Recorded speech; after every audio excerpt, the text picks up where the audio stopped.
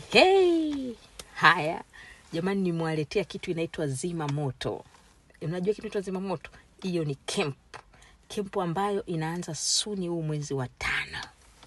Na hiyo camp ni kwa ajili ya wale tu ambao wanasema hivi, sisi tumekaa muda mrefu tujapungua, au kila kitu fulani tukifanya program fulani hatupungui.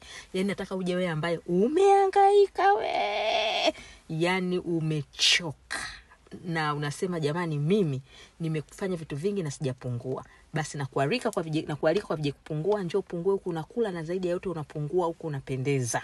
Yaani sisi tukipungua tukongoloki. Kumbuka sio mazoezi, sio dawa, ni vyakula.